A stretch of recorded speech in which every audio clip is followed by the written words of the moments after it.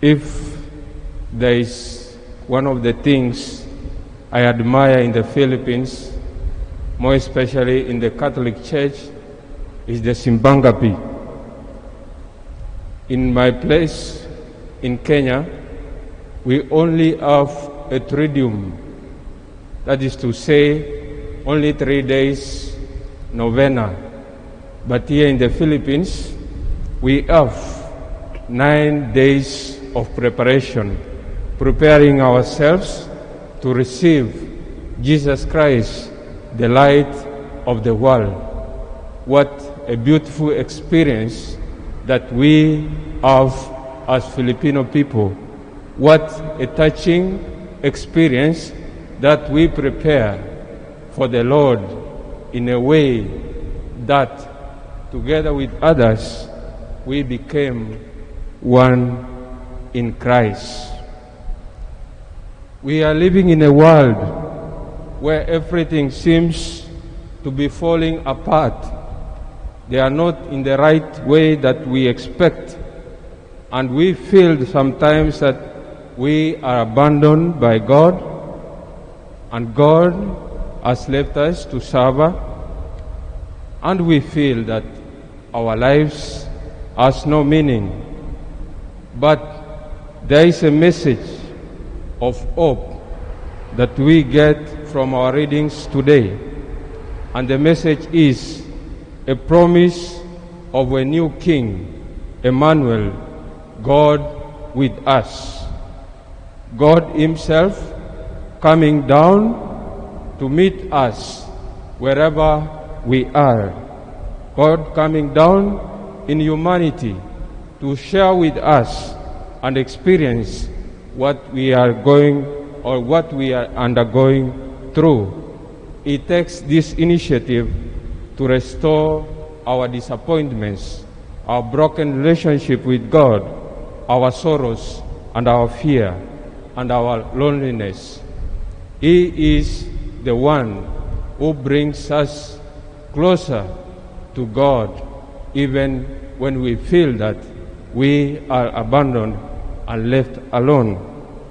In the first reading, we have Prophet Jeremiah giving hope to the people of Israel.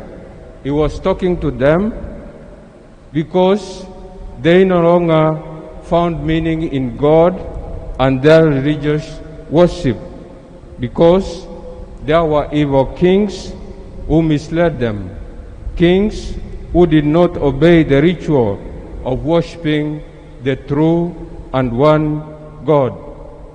After his oracle in chapter 22, verses 10 to 30, he gave the message of hope that we heard from our first reading. And the message is that God was going to raise a new king from the house of David, a king who will lead the people in wisdom, justice, and righteousness. In the gospel, we heard Joseph being in a state of confusion. How can Mary, our beloved wife-to-be, be pregnant? How comes that they had not come together, but she was found to be pregnant of the Holy Spirit, and secretly he wanted to divorce her. He never wanted to shame Mary publicly, but he wanted to do it in a secret. These things speaks the reality of our lives as Christians today, that we encounter such things. Who among you, men, you are engaged with a lady, and then you find that the lady is pregnant of someone else? Will you still get married with that lady? If you realize that the person you are engaged with, he or she has lapses, he or she had some difficulties or problems in life, will you still make a step of getting married or entering into a covenant with such a person? Will you take someone who is pregnant of another man? Will you take someone who is having children with another man? Will you love such children as you could your own children? Kaya mo ba mag-asawa sa ibang tao na hindi mo mahal? Kaya mo ba magiging asawa sa tao na buntis sa ibang tao? This is what we experience. And Joseph himself, he was not ready to take Mary because he realized that Mary was pregnant. He was not ready for it.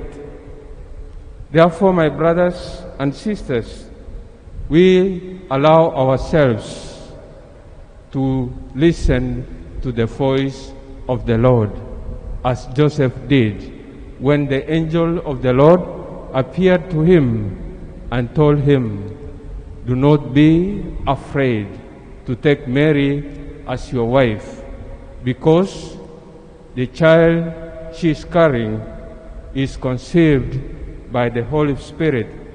We learn two characteristics of Joseph as a man.